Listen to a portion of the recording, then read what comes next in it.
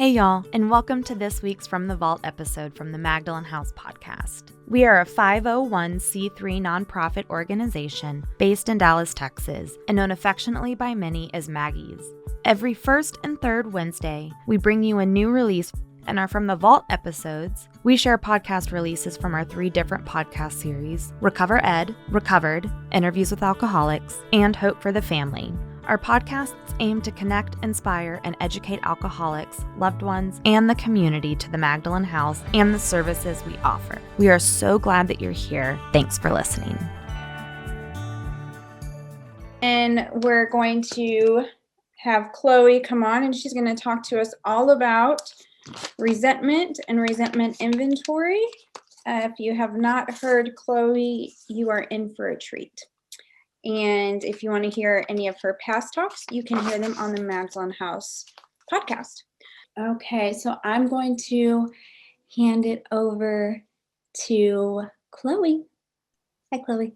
Good morning, Stephanie. Thanks for having me. I'm an alcoholic. My name is Chloe. My sobriety date is July 7th, 1992. I have a sponsor. She has a sponsor. And I am a sponsor. So anyway, I'm super glad to be here this morning. I do really encourage questions. It helps me to know sort of where everybody's at. I don't know a lot of you guys. I do know some of you. So I definitely, my aim here is to be helpful. So if there's specific things that you guys are wondering or curious about, please ask me. First and foremost, I always want to say that if your sponsor is saying something different than I'm saying, do what she says. This is just my experience. I do follow the directions out of the big book, but there are different ways that people put those things into practice. And so, my intention here isn't to give you direction. It's really just to share my experience with it. So, again, if you're being told something else by your sponsor, she's right, I'm wrong.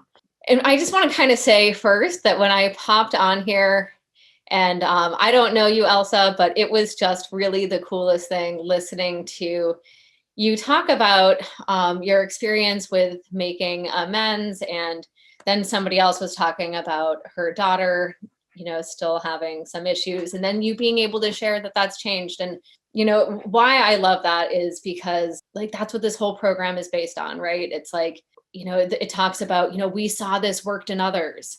And so, I may not have had a lot of faith or experience or even a whole lot of hope that this process, these 12 steps were going to work for me.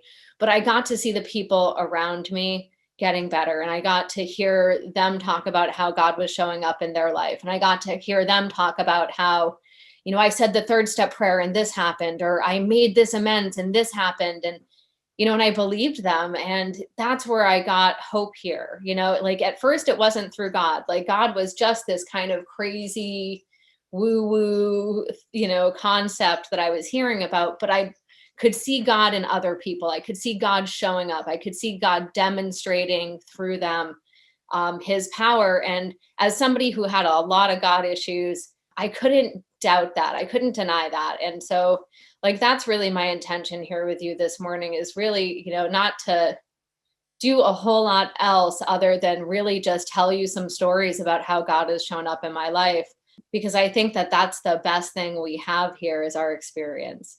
And I hope to really explain to you or demonstrate that I have no power myself. I could not have manifested any of this stuff. I couldn't have created it. I couldn't have self-willed it. As we learn in we agnostics, lack of power is my dilemma. Even today, lack of power is my dilemma. And these 12 steps are all about really surrendering to that idea and then trying to access a power that can solve my problems. And, that's really a perfect launching off place for what we're talking about today, because, step 4 is the first real action step that we have towards accessing power. And I think, the real idea is that I can't do away with my self-will based on my own self-will.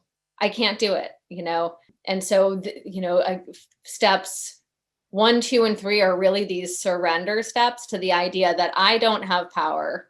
I have run my life into the ground. I have hurt all of the people around me. I have tried and tried again. This isn't about moral or philosophical convictions. This isn't about like doubling down and trying again. I have been convinced to this point that I will not be able, and I will never be able to do better than I have thus far. Therefore, I sure hope that this thing that you guys are talking about is going to work for me. And so then, steps 4 through 9 is about getting rid of all of the things in me that have blocked me from accessing that power. That was a dismal prospect for me. It really was. I just really hated the idea of, this whole God thing. And I hate to be such a broken record about always going back to step 1, but every single step it really rests on the depth of my surrender in step 1. If I have not surrendered in step 1, then I'm going to be sitting there, listening to my sponsor thinking, well, I'm not going to write that down. Well, like I don't need to tell her this secret.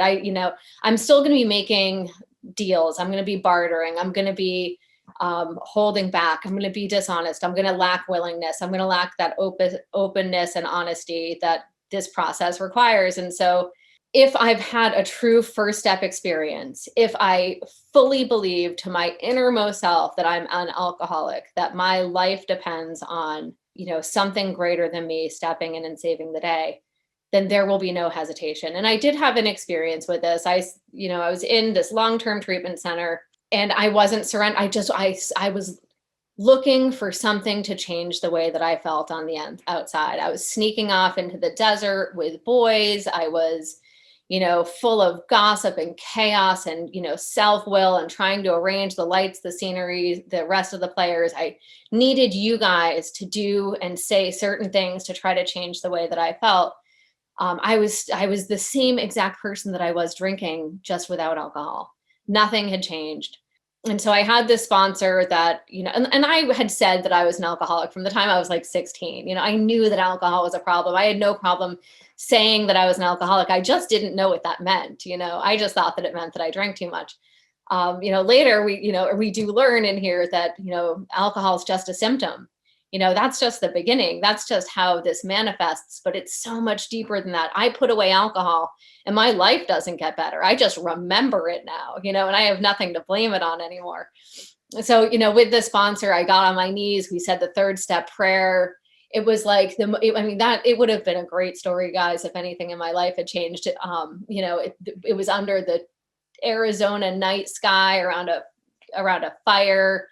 It had all the makings of being a transforming spiritual experience, and nothing happened. I was handed that notebook. I was told to start writing, and I didn't. And that's not a 3rd step problem. That's not a 4th step problem. That's a 1st step problem. I did not believe that I had to do it. I wasn't surrendered. The whole point here is I'm trying to do God's will, right? Like that's the whole thing we're trying to do. I can't do God's will if I have not surrendered my own will. And step 3 is making a decision to surrender my will and to ask God to be my director, right? So let's look at that for a second, because I think like it's probably a good place to start. But before we do that, I want to just kind of talk about page 44 for a second. We talk about, quickly in that first paragraph in We Agnostics, it talks about what it is to be an alcoholic, right? If when you honestly want to, you find you cannot quit entirely, or if when drinking, you have little control over the amount you take, you're probably an alcoholic, right? So that's that's step 1 right there. That, we don't have 44 questions. It's really 2 parts of 1 question.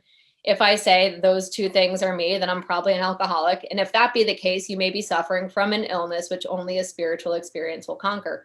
If I truly believe that, if I truly believe that that's my only hope, I'm not going to ask questions. I'm not going to say, well, what color is this God? What's this God going to ask me to do? Am I going to have to hand out pamphlets in an airport because I'm not willing to do that? Am I going to have to pray on my knees? Am I going to have to pay back all the money? If I'm still making conditions, if I still have a barter, I have not surrendered. And that's how I knew in step 3 that I hadn't surrendered, because I didn't keep moving. I didn't take action.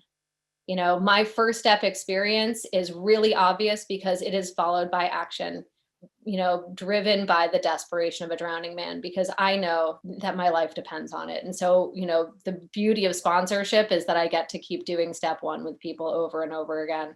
This program is just, so divinely made. Each piece really just fits together so beautifully. So the last sentence in that second paragraph is, to be doomed to an alcoholic death or to live on a spiritual basis are not always easy alternatives to face. And so that's where we're standing right now. I have a choice. I can be doomed to an alcoholic death or to live on a spiritual basis. There's no, I wanted a C option. I wanted option number 3, something in the, I don't have to be the richest or the happiest or the prettiest. I just don't want to die every day. But I like this whole spiritual life. And so I kept, my first 9 months of sobriety, I kept looking for options 3, option C. What else is there?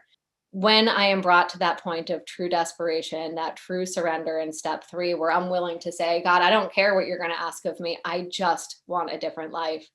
Then, we are catapulted into step 4 in a way that, is unmistakable. Again, the surrender in step 3 looks like action, So let's jump forward. Let's jump forward to page 60 for a second. So much of the 4th step comes out of these pages between 60 and 63. And we're not going to read all through them, but I have to be convinced of these pages for me to understand step 4, because the 60 to 63 is all talking about how I show up in life, how I am an actor trying to run the whole show. I am trying to arrange the lights, the scenery, the rest of the players. I need you to show up in this way for me to be okay. And so I have to have a real understanding of this in step 3 so that I get to see the truth in step 4. And so I just want to kind of read the ABCs quickly. Again, this is just kind of setting the stage. So on 60A, we need to be convinced of these 3 things. So if I'm convinced of these 3 things, then I am on step 3. So the first thing that I need to be convinced of is that I am an alcoholic and can't manage my own life. That's step 1. B, that probably no human power could have relieved my alcoholism. That's step 2. That God could and would if he were sought. That's also step 2. If I am convinced of those A, B's, and C's, it tells me that then I'm at step 3, which is that I decided to turn my will and my life over to God as we understood him. Just what do we mean by that, and just what do we do? The first requirement is that I be convinced that my life run on self-will can hardly be a success. I have to be convinced of that. If I'm not convinced that my life run on self-will can't be a success, then I'm not going to surrender my will and pick up God's will. So these next pages are all about that. It's showing us all of the different ways that even when I am trying to be kind, even when I am nice and thoughtful, I am still a self-seeker. I am still in it for me at the end of the day. No, let me pick up lunch today. I got this. I'm a scorekeeper. It's going to serve me at some point in the future, and I know it. The last sentence I want to kind of point out in step 3 on page 61 is in the middle of that really only full paragraph there, which is he not a victim of the delusion that he can wrest satisfaction and happiness out of this world if he only manages well? And I'm pointing that out because I'm going to talk about it probably again, is that I live by this delusion that I can only be happy if I manage well. I can only be happy if you do what I want you to do. We're going to talk in these, you'll read in those pages about how I step on the toes of my fellows and they retaliate. I'm stepping on toes because I believe that my happiness is dependent on you telling me that I'm doing a good job, you telling me that I'm pretty, you offering me security, and so I think I need these things. I think my happiness is dependent on it, and I step on your toes and you retaliate. And then I think I'm a victim. I don't know why you're treating me this way. Why do I always pick all of these mean boyfriends? They're not faithful. They, make me feel bad about myself. I think I'm a victim, and I have years of experience to prove it. Step 4 is all about dismantling that and looking to see where at some point in the past, I made decisions based on self, which later placed me in a position to be hurt, right? All I can focus on is where I've been hurt. I am blind and I am delusional, and I have, I am unable to see until I can see where I've made decisions based on self in the past that have set that ball in motion. And it's mind blowing. It is like life changing once I get that. Once I understand that I'm not a victim. It doesn't mean that people have treated me right my whole life, and it doesn't mean that other people have, that it's been okay all the time and the way that other people have shown up. But when I can see that I have made decisions based on self, there's a real sense of empowerment there because I don't have to keep doing that. If I'm a victim, then all the show's over. There's nothing I can do to save myself. This is about really understanding the truth of a situation. You guys have any questions to this point?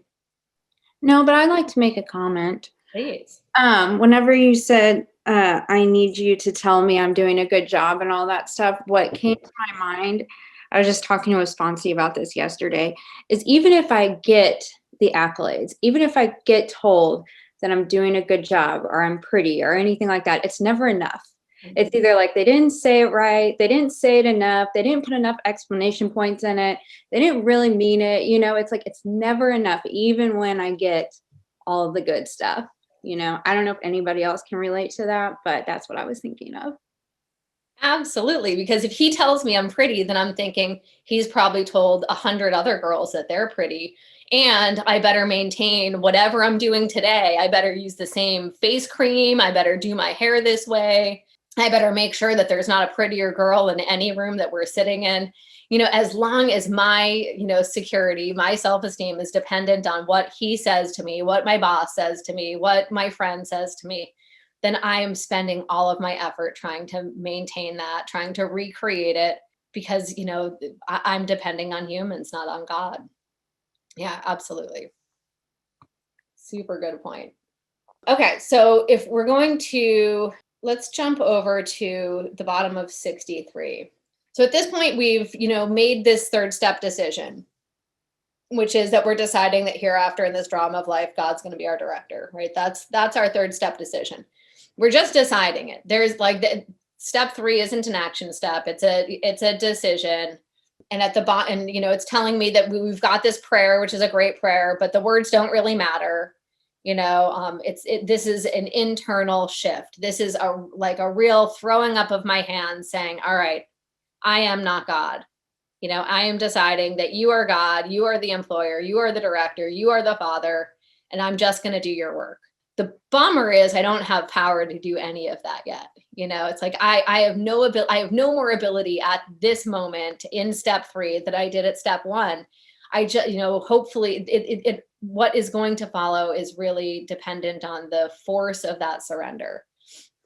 So at the very bottom of 63, it says, next we launched out on a course of vigorous action, the first step of which is a personal house cleaning, which many of us had never attempted. Though our decision, which is that third step decision that God's going to be our director, though our decision was a vital and crucial step, it could have little permanent effect unless at once, so right away, immediately, in this exact second, followed by a strenuous effort to face and to be rid of the things in ourselves which had been blocking us. So it's giving us a timeline. As soon as we make that third step decision, right away, we're supposed to take some vigorous action here. So we're on a mission, and we have to keep moving. We're trying to face and to be rid of the things which have been blocking us. I don't need more God. I have as much God in me as I will ever need. I need less Chloe. And so that's what step 4 is about, is facing so that I can be rid of the things which are blocking me from that power. So that's what we're going to do in resentment inventories. I'm going to look at the things that are blocking me because I'm convinced from 1, 2, and 3 that lack of power is my dilemma and I need power. I have power, I just cannot access it. So I'm trying to get rid of the things in me that are blocking me from accessing that power. Our liquor was but a symptom, so we had to get down to causes and conditions. If liquor is my problem, then I stop drinking and my life gets better and I'll never drink again. The problem is the craziest, most insane thing that I do in my life, I do stone cold sober, and that's drink again, over and over again. And so this is about trying to access a power which will take that away because I cannot trust myself. I can't rely on my own power with that. And so we are trying to access a power that will solve all of our problems, including the drink problem. So therefore, we started upon a personal inventory. This was step 4. So we got squiggly writing. It's telling us exactly what step we're on right now. A business which takes no regular inventory usually goes broke. Taking a commercial inventory is a fact-finding and a fact-facing process. It is an effort to discover the truth about the stock in trade. So what it's telling me is that this isn't about shame. It's not about guilt. It's not about, self-loathing. This isn't about my feelings and my, past attachments. This is fact-finding and this is fact-facing. I need to divorce myself from all of the stories I have around these things. I'm just looking at the facts.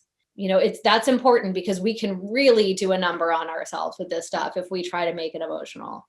That's not to say that you're not going to feel things. You are going to feel things, but that's not the point of it. The point is to see the truth here. It is an effort to discover the truth about the stock in trade. One object is to disclose damaged or unsaleable goods, to get rid of them promptly and without regret. If the owner of the business is to be successful, he cannot fool himself about values. This is the reason that it's so important to not get involved in our feelings here, because the truth is we don't know what has value and what doesn't. We're just putting it all down, and we're going to trust that God's going to, show us what we need to see here. We did exactly the same thing with our lives. We took stock honestly. First, we searched out the flaws in our makeup, which caused our failure. So this is a big sentence here coming up. Being convinced. So, we have to be convinced here, which this comes out of step 3, those 60 to 63 pages. Being convinced that self, manifested in various ways, was what had defeated us. We considered its common manifestations. We learned over in 62 that selfishness and self-centeredness are the root of our troubles, right? We didn't talk about that yet, but the root of my troubles is this selfishness and self-centeredness. I'm driven by 100 forms of fear, self-delusion, self-seeking, and self-pity. I step on the toes of my fellows and they retaliate. When I am driven by something, when I'm driven by fear, when I'm driven by delusion, I don't have a choice. It's like, sitting in the back of a limo and being driven around. I don't have a choice. When I'm being driven by fear, I am making insane decisions as if I have a choice. I am delusional. I have no idea what I'm doing. I am in self-preservation mode, and I will step on anybody to get what I think I need in that moment. If I looked at, and still to this day sometimes, some of the things that I have done when I have been in that place of fear, no sane person would have done those things. These were not choices. I was being driven by delusion. I have to feel the full weight of that and the people that I have hurt when I've been in that place.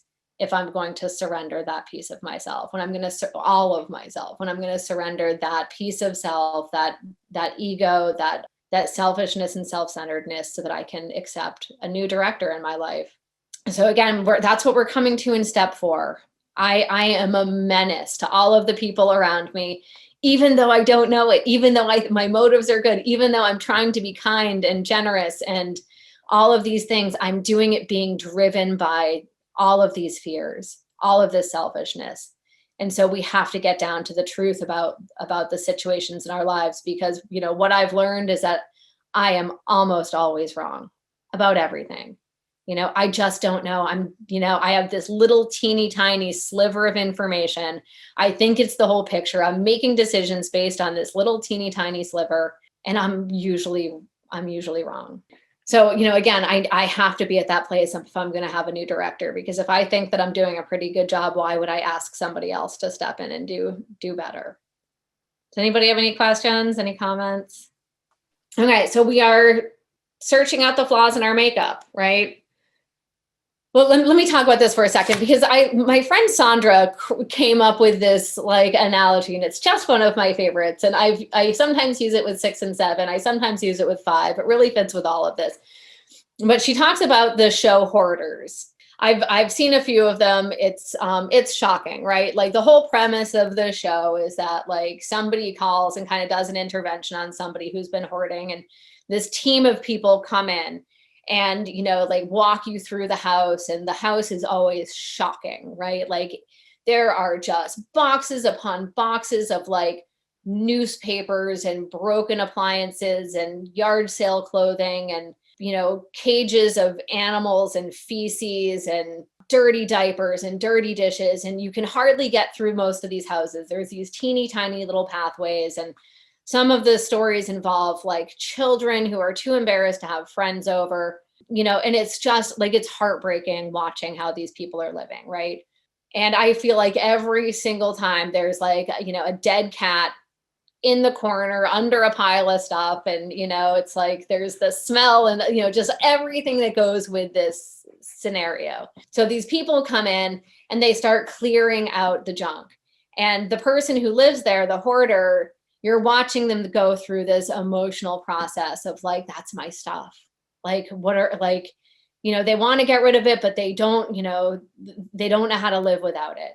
And that's what this fact-finding and fact-facing process is. And we have to have help with it because I don't know. I don't know what has value. I don't know what I need. I don't know what's been, blocking me from living a better life. I don't know what's been blocking me from God. This is the only reality I know. And so that sponsor and that higher power, are vital here. It's like they're sitting there and they're taking out the broken lamp and they're going, we're getting rid of this. And I'm going, but that lamp, it was my aunt's. And I'm pretty sure if I fix it, it'll be a really good lamp. And they're going, you don't need this lamp. And I'm going, but I think it has value, over and over through all of those piles. Things are being pulled out and I'm looking at them and I'm holding on going, but I might need that someday. Who am I without that? I don't know. And the truth is I don't know. And I don't need to know yet. I just have to trust that I've done everything wrong up until this point. And if God is taking it, if my sponsor is saying, put it down, put it in the plastic bag, that might be the right thing. Pile after pile until we get to that corner with the dead, stiff cat and the sponsor's going, we're getting rid of Fluffy. And I'm going, but that's Fluffy. That was my cat. I loved her. She's still a little bit soft. She doesn't smell that bad anymore. It's like, those are those secrets, right? Those secrets that I don't know, like, who am I without this? Who am I without Fluffy? Fluffy and I had some great times. I don't know what life's going to look like without this, this last piece. But if I'm convinced of the hopelessness and futility of my life as I have been living it, then I'm putting Fluffy in that bag and saying, I sure hope there's something better, And at the end of that show, you're looking around at this beautiful, open space. You can see the floor, you can see the corners, you can see out the windows, and those people aren't ashamed anymore. They can have the neighbors over. They're not having to peek out the door, and it's a beautiful juxtaposition for what my life looked like. My internal house was so full of baggage and crap. I was just so full of junk that the sunlight could not come through those windows. And I couldn't let anybody too close because I was afraid you were going to see what was inside of me. Step 4 is a fact-finding and a fact-facing step. We are looking at each of those boxes and we are throwing it in the bag. The thing that we need to also pay attention to in that show is that a lot of times they'll do follow-ups and you'll see 6 months later, a year later, those people have started putting things back into their corners, back onto the floor. They've started making piles again. Because unless we get down to the root of the problem, step 4 is not going to help. This isn't just about putting things on paper. It's not about just throwing a dead cat in a bag. This is about getting down to causes and conditions. It's getting down to the root of the problem. If we just take care of the stuff inside, but we don't take care of what's driving us, we're just going to end up back in the same place, full of resentments, full of fears, full of people that are upset with us. We have to get down to the root of it. So step 4, we're starting, there are 3 inventories in step 4. We're just talking about resentment today. And there's 4 columns in this one. And so we're going to start with column 1, which is who. We'll read a little bit more and we'll get to that. But that's what step 4 really is. It's about getting rid of that junk, and we don't have to know what has value or not yet. We just have to put it all down. Resentment means to refeel. So I tell people, if you think about Sally from first grade and you get that twist in your chest, put it down. My inclination is to say, that's stupid. It's so petty. I've written about Sally 5 times already. I don't need to put her down again. If I re-feel it, if I get that feeling, put it down. If resentment sounds like too big of a word and you're like, yeah, I don't really irritated. Does anybody irritate you? Does anybody just kind of rub you the wrong way? Does her face make you want to punch her a little bit? Put it down. That's a resentment. We like to, fancy it up. We like to put lipstick on that pig. It's like, I came in thinking I was this little hippie love child, free love, baby, one love. I love you all, peace out, man. I wanted to like key your car when you were walking away. We have these false personas that we want to live by. And so if the word resentment is unpalatable, if you don't think you're full of rage and hate, then who irritates you? Put that down. It's the same thing. It just maybe sounds better in your head. Okay. So being convinced itself manifested in various ways with what had defeated us. We considered its common manifestations. I am convinced that my house is a shit show, so I am willing to let somebody in to help me deal with it. I don't know what it looks like, but I'm willing to let somebody in because I'm convinced. So resentment is the number one offender. That's a huge statement there. Number one offender. Maybe we should take some, pay attention to this. It destroys more alcoholics than anything else. Again, another huge statement there. From resentment, stems all forms of spiritual disease. For we have not only been mentally and physically ill, we have been spiritually sick. So we are trying to treat our spirit. That's what these steps are about. They are about treating our spirit. When the spiritual malady is overcome, we straighten out mentally and physically. So that's the only thing we really need to take care of. If we take care of the spiritual aspect, everything else is going to fix itself. That's it. And I want to talk about that in a second. We'll finish this paragraph, but I want to get back to that. In dealing with resentments, we set them on paper. So there's a clear direction there. We're putting this on paper. We're not thinking about it. We're not praying about it. We're not, writing it in the sand and kicking it away. We're putting it on paper. We're going to list people, institutions, or principles with whom we were angry. So that's column 1. Who were we mad at? You're just writing a list, writing down the people, the principles, or the institutions that you're mad at. Okay, that's column 1. And then we ask ourselves why we're angry. That's column 2. So who is it and what did they do? You don't have to be, you don't have to fancy it up. Keep it direct to the point. Why are you mad at them? What'd they do? At this point, they're still wrong. You don't have to, turn it around yet, put it down. Be as petty and as nasty as you need to be. Then here's column 3. In most cases, we found that our self-esteem, our pocketbooks, our ambitions, our personal relationships, including sex, were hurt or threatened. So we were sore, we were burned up. And we'll get to that in a minute. But I wanted to talk about this part about when the spiritual malady is overcome, we straighten out mentally and physically.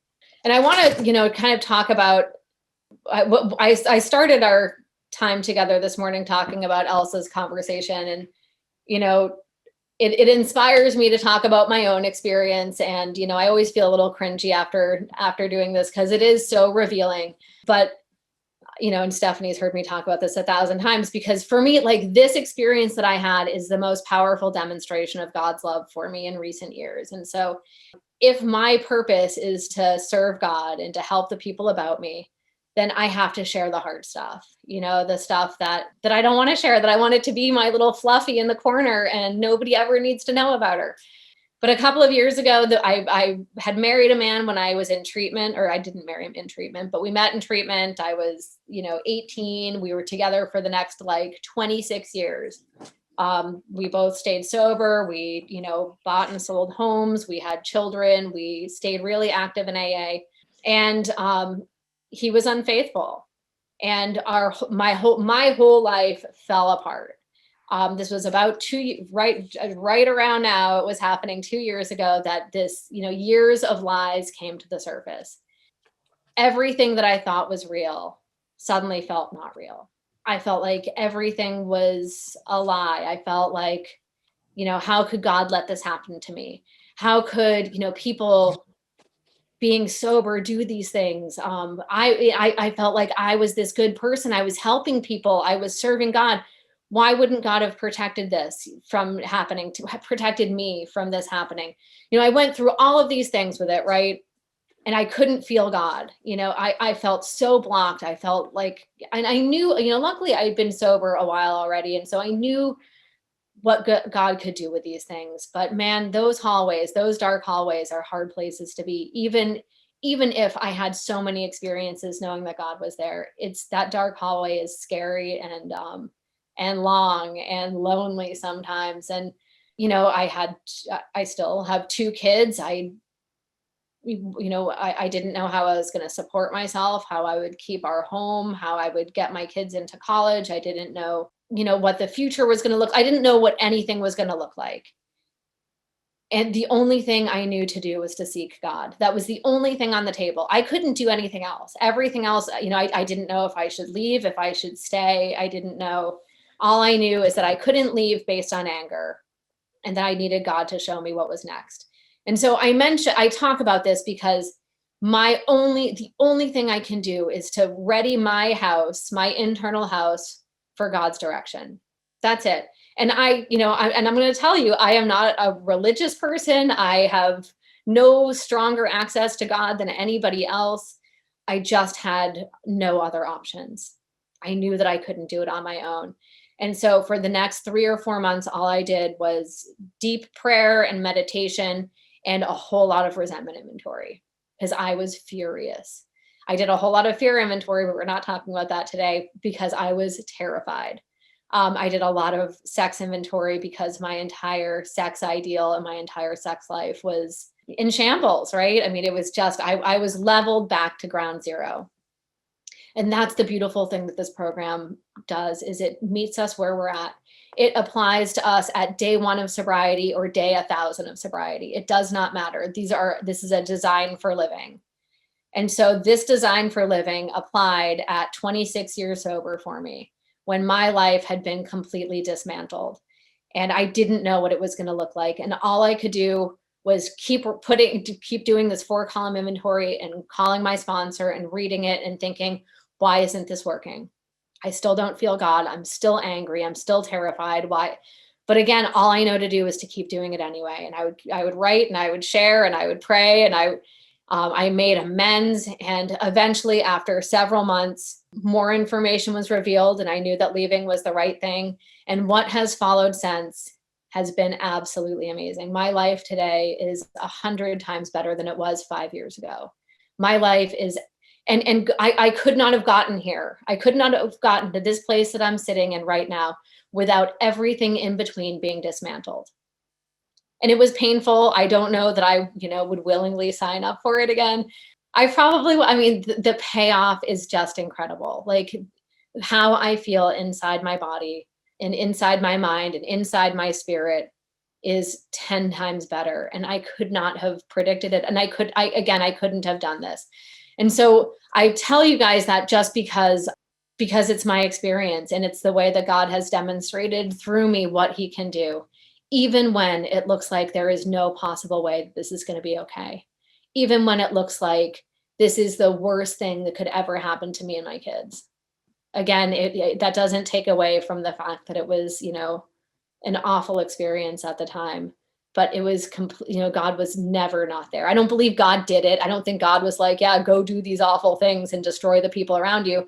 That happened. And God took me to an even better place. And all I can do with that is trust that no matter how bad it looks, it's going to be okay. My only job is to fit myself to be of maximum service to God and the people around me.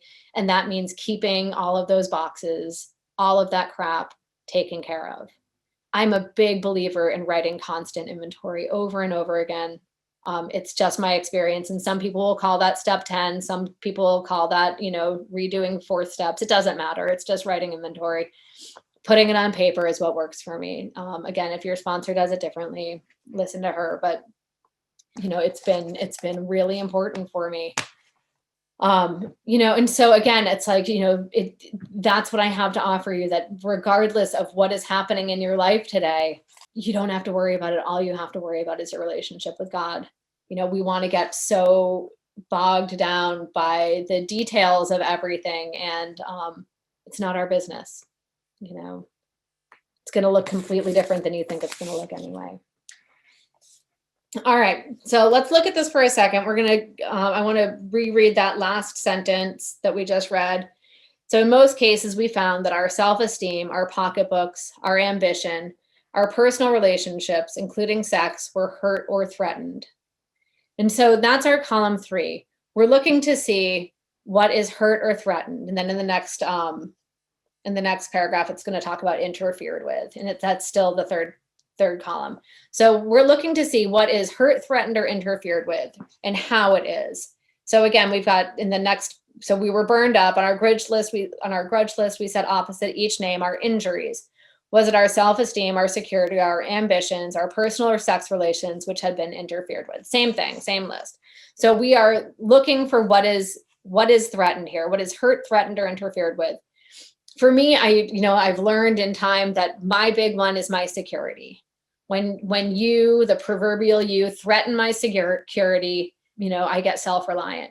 I take back control and I start running the show. I step on your toes and you retaliate. And then I think, why are you such a jerk to me? I'm just here trying to live my own life. So, again, third column, I tend to write it out in long form. Other people just list it, do what your sponsor does. For me, I like looking to see how those things show up. So how is my self-esteem hurt, threatened, or interfered with? For me, like, let's say, my boss yells at me at work, which doesn't ever happen, just so you know, but that's, a good example. If I went to work today and my boss yelled at me, I could say, my boss, why am I angry? Because she yelled at me. How is my self-esteem hurt, threatened, or interfered with? For me, like, I feel stupid. I'm the dumbest person ever, and so that's where that comes up. My pocketbook. Or my security. So for me, it would be, how's my security affected? Well, I'm going to lose my job. I'm not okay. I'm not going to be okay. I'll never be okay. My security is how I feel in this place and time. When my security is threatened, I try to create security. I was sharing the other day this thing about how I was listening to this old timer one time, and he was talking about how, like, of course you're insecure, or of course you lack security. There is no security in life. You could be hit by a bus today and be dead. Like, security is an illusion. And it's true. There is no security in life. And so when I feel that lack of security, I try to create an illusion of security through control. It's not true. I can't control things. I may be able to prevent myself by being hit by a bus, but then I'm going to choke on a ham sandwich. There is no way that I can orchestrate my life in a way that's going to create perfect security. This is about trusting and relying upon God. So when my security is threatened, I try to, control the outsides. So my pocketbook, right? Pocketbook, it's threatened because I'm not going to be able to pay the bills. I'm going to, she yelled at me, so I'm obviously going to be fired. I'm going to be destitute and homeless. My ambitions, is my hope for the future, what I want for the future. What I like to do when I'm threatened, when is just quit, just never go back, find a different job. They don't appreciate me anyway. They'll be better off without me, whatever story I tell, right? My personal relations. So, I may, that may interfere with my relationship with my boss or the people around me, because now I'm competitive and now I want to do better than them. And so I pull away. I feel like we're in competition with each other, and it affects my work relations. My sex relations not everything is going to be hurt, threatened, or interfered with every resentment, but generally more, the ones that are the deeper ones usually have hit more places. So sex relations may be how I see myself as, a woman in the world. It's like, if I think my boss doesn't think I'm doing a good job, how am I going to show up in my, intimate relationships? If I feel like I'm at a deficit in that place, how do I then show up there? And so, and then we've got pride, which they kind of stick down into that next thing. And pride is how I think you see me. Self-esteem is how I see me. Pride's how I think you see me. My boss thinks I'm dumb. She thinks I can't do a good job. She thinks I'm not doing a good job. She thinks that, somebody else is doing a better job. And so it's helpful for me to see when I'm being squeezed, what's being affected, And so that's the one, but then next is going to be that fourth column. And so it's, what do I do when these third column things are hurt, threatened, or interfered with? So we went back through, so I'm going to skip over those things because I just sort of did the same thing. We went back through our lives. Nothing counted but thoroughness and honesty. So nothing counts if you're not thorough and honest. When we finished, we considered it carefully. The first thing apparent was that this world and its people were often quite wrong. Yeah, my boss is a jerk. She shouldn't have talked to me like that. I'm the best employee here, that, first three columns, they're still the ones at fault, and that's pretty obvious right now. I'm sure you guys all think my boss is a jerk too. To conclude that others were wrong was as far as most of us ever got. Because man, it feels really good for you to be wrong. I feel a lot better in myself when you're the one that's at fault. Because if you're to blame, then it's your job to fix it. I can't do anything about it. You're the one at fault. So the usual outcome was that people continued to wrong us and we stayed sore. So nothing gets better. It keeps happening. Sometimes it was remorse, and then we were sore at ourselves, victim, self-pity. I love that one. But the more we fought and tried to have our own way, the worse matters got. This is self-reliance 101, right? The more I tried to change things, the more I relied on my self-will, my own power, the worse things get. My problems pile up on me and they become astonishingly difficult to solve. And man, eventually the only thing that's going to fix it is a drink. Because I need relief. I am a person that needs relief all the time. And if I'm stuck in that place where my problems have piled up, I'm going to seek relief someplace. As in war, the victor only seemed to win. Our moments of triumph were short-lived. And that sentence was pointed out to me by a woman that I read a lot of inventory to with this thing with my ex-husband, right? I kept on paper, he was way more wrong than I was. I mean, I think you all agree with me. He's a real jerk, right? He was the one that did all of this stuff. And so this woman, she said, as in war, the victor only seemed to win. Yes. Okay, Chloe, you win. You win. He was the bad guy. You're the good guy. How do you feel? I feel like crap. I don't feel good. Winning in this, being the one that's less wrong does not feel good. That's not an okay place to stay. There has to be more. Winning is not enough. That's not going to bring me freedom. I want freedom. And I've been asked throughout my sobriety 1,000 times, how free do you want to be? I want it all, man. My drug of choice was always more, my spiritual drug of choice is more. I want freedom. I want it all. So it is plain that a life which includes deep resentment leads only to futility and unhappiness. Do you believe that? Are you convinced that your life, if it includes deep resentment, is only going to lead to futility and unhappiness? To the precise extent, and I love the sentence, to the exact extent that we allow these, that we permit these, do we squander the hours that might have been worthwhile. But with the alcoholic, whose hope is the maintenance and growth of a spiritual experience, this business of resentment is infinitely grave. We don't get to live in this. We will die. My only hope is the maintenance and growth of a spiritual experience. We found that it is fatal, for when harboring such feelings, we shut ourselves off from the sunlight of the spirit. The insanity of alcohol returns and we drink again. And with us, to drink is to die. And that's what I was just saying. We talk about harboring feelings. It's like a harbor in an ocean town, in a coastal town. The harbor is this little inlet where you put the boats in a storm because they're protected. When I'm harboring these resentments, I am protecting them. I am living by this delusion that you're wrong, not me. I may be a little bit wrong, but you're way more wrong. And I'm going to protect that. The insanity will return and I will drink and I will die. It always comes back to that. Does my life depend on being free of these things? Does my life depend on that sunlight of the spirit being accessed? If we were to live, we had to be free of anger. The grouch and the brainstorm were not for us. So the grouch and the brainstorm, that's like when I'm lying in bed and I'm thinking, that jerk, I wish I had said this. Maybe tomorrow when I see him, I can say this so that he'll say that, and then I'll say this and I'll be able to get that good zinger in. When I'm doing that, that's a telltale sign that I have a resentment.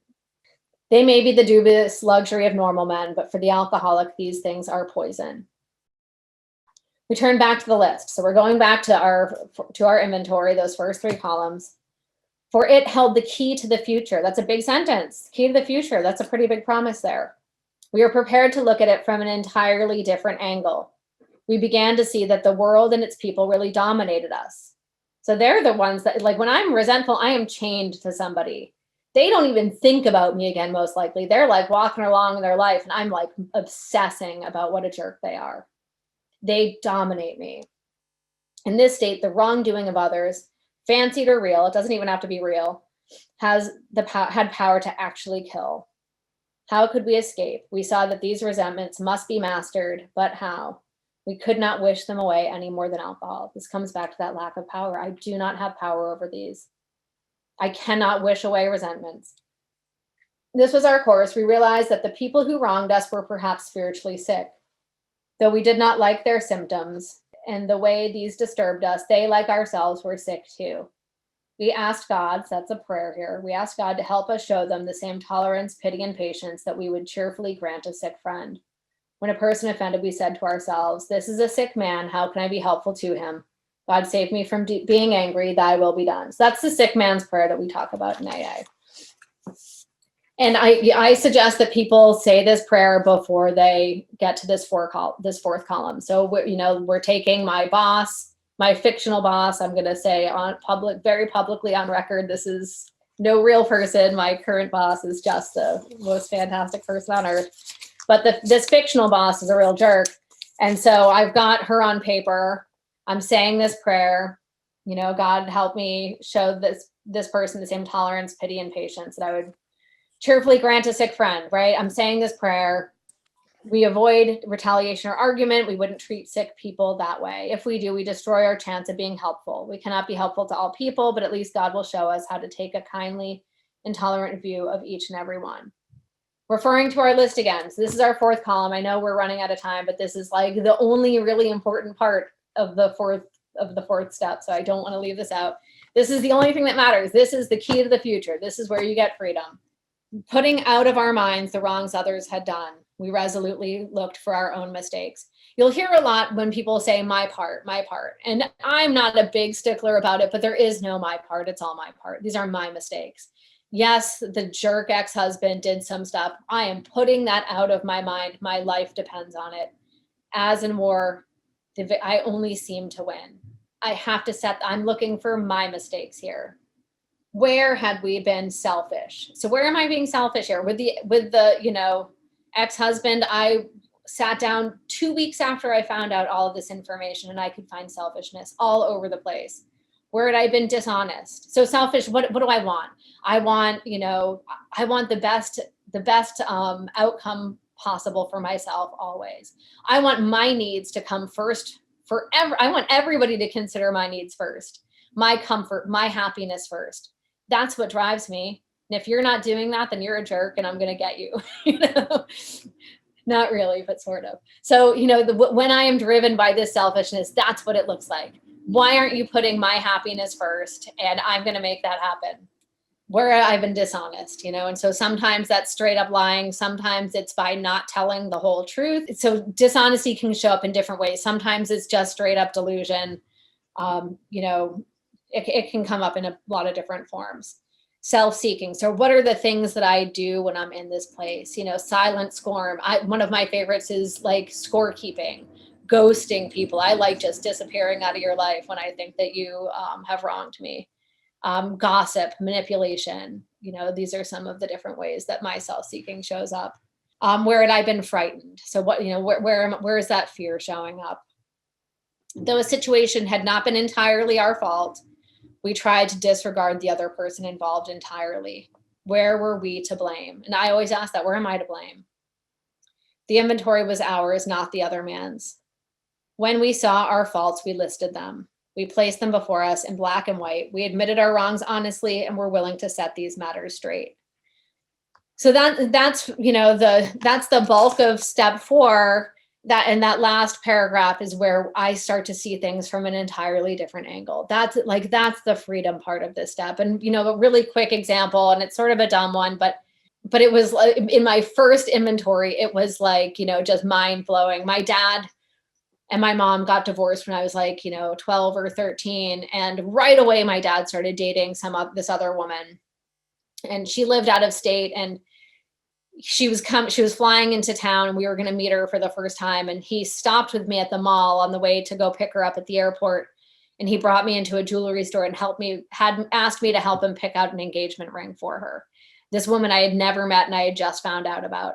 And I was mad for years about that. And I could tell the story and get people to be like, that was a stupid thing for him to do. When I wrote this inventory, the sponsor that I was reading it to said, is it possible he was just trying to include you in this really important decision? And I thought, it is possible. That is totally possible. And I don't know the truth one way or another, but just that little opening that I don't know what was going on in his head. I've got this whole story about what he was trying to do and that he was wrong and it hurt me. It is really possible that he was just doing the best job he could in that moment. And he thought that was a really great way to include me in something really special in his life. That resentment was gone in that instant. Other ones I've had to write about her 10,000 times, but that particular resentment was taken care of as soon as I looked at it from that entirely different angle. And it's the key to the future. And if I don't get a real clear understanding in step 4 of what drives me, then I have nothing to bring into 6 and 7. I'm not going to understand what I'm making amends for in 8 and 9. And then I'm going to have no idea how to do step 10 because I don't understand this stuff. I don't know what drives me. I don't know, that stage character that I play. I don't know how I show up in life. And so this step is really, really key. I will say my first one was, dumb. I didn't do a good job, but I did the best job I could. And that's the great thing about staying around is that you get to go and you can do it again and again and, deeper and with more understanding. But the first one, I just had to get stuff out and on paper, and I needed a lot of sponsor direction in that first one. And that's fine. God shows up, God does not make too hard terms with those who seek. God did not make too hard terms with me in that, even today, he doesn't, it's a beautiful thing. Does anybody have any quick questions or anything, or I'll turn it over to you, Steph, if you want to say or do anything. When you were talking about self-seeking as part of resentments, you said things that you do, like cutting people off, or what are the other things that you said? Scorekeeping, setting people up. Like that's one of my favorites, like baiting people so they'll do things so that then they can be wrong and I'm right. Gossip. Passive aggressiveness. Passive aggressive. That's a fun one. So it's, when I'm in that place, what do I do? Like when you're hurt, threatening and interfering with my self-esteem, my security, my pocketbook, what do I do? How am I playing God? How am I trying to run the show here? So maybe I also like rallying the troops. That's a good one. Like getting people on my side so they all know that I was wronged and you were the perpetrator. Building a case against somebody is another one I like to do. So that then I can find evidence of it. Like I can say, all men are dogs, all men are scumbags. And then I can build a case. I can find evidence of it everywhere to support this blanket statement I have, The teach and punish is another one that I like to use. So like I'll purposely ignore you. So then it's just, it doesn't do any good. No. I've written a lot of inventory recently. So I've also had to make a lot of amends for a lot of those behaviors too. Yeah. So that's another one that shows up in self-seeking for me. Mm-hmm. Okay, I have a question. It's Kristen. Sorry, turn it on. Okay, I love that you share about your resentment towards your ex-husband, because I have had a deep-seated resentment and just been doing work to get placed in that position of neutrality. And what does that look like for you? Does it like you never think about it, or if it does, do you act like sanely around it? Because I did a 5th step and I realized that like I was powerless how I felt and I couldn't manage the decision to think about it or not, and just really work the steps around it. And yesterday, it came up, but it came up because I was feeling lonely, and then it was just like I was angry about that, and then I get in this morbid reflection of like, damn, there's just more work to do. So like, what is being placed in a position of neutrality like with that, with like acting sanely around it? Well, I will first say that there are, the tricky thing about those resentments where the other person is so clearly more wrong is that they like to come back in those times when I'm feeling uncomfortable and I want to blame somebody else. So we can be completely over a resentment and then we can pull it back off the shelf. If like when I get spiritually sick, I will resurrect that one. I will take it down. I will perform like life-saving CPR on it so that I can, re-experience that feeling of being right and them being wrong. Because this person, we have children together, we are still in relationship with each other. And so when he does something that, hurts, threatens, or interferes with one of those things in column 3, a lot of times I can pull out that old storyline of like, well, he's just a scumbag and I have all this, all of these things to prove it. So I think you can be free, you can be brought to that position of neutrality. And if you get spiritually sick, that's going to be the one you pull back first, that you resurrect first. So that's one thing. I think, when I was when I was first experiencing it, it took a lot of inventory. I could not use my will to get rid of it. And so I just had to keep bringing it back to God, and sometimes see things deeper and from different angles. And sometimes it was just about the willingness to keep doing hard work around it until God brought more light in that area. But I will say the real kicker came when I made amends to him, where I could see that he is spiritually sick just like I am. I'm not better. Mine just looks different. I like judging people. This is one of my favorite judgments, is judging people that are on their phones in meetings, texting or checking things. And I can be super judgmental of that while I'm doing the same exact thing just by being distracted and daydreaming. Mine's just not obvious, so it's not objectionable to me. Whereas their distraction is obvious, and I can, and I can pinpoint them as being, a bad AA member, or whatever story I tell. But, I think that my defects of character or my harms are not quite as objectionable as everybody else's. Does that make sense, Kristen? It does. Yes. Thank you so much. Sure thing. Well, I know this has gone over, but I think there's a lot of good stuff covered. And if you guys have any questions, feel free to contact me after this. And if I don't have the answer, then I will ask Chloe. So y'all have a wonderful, wonderful day. Thank you, Chloe, so much. This was wonderful. Absolutely. Thanks so much for having me. Thanks for coming. We hope you've enjoyed this From the Vault re-release of the Magdalen House podcast. Tune in every first and third Wednesday for a new release from one of our 3 podcast series. To learn more about the Magdalen House and the services we offer, visit magdalenhouse.org or follow us on your favorite social media channels by searching for the Magdalen House.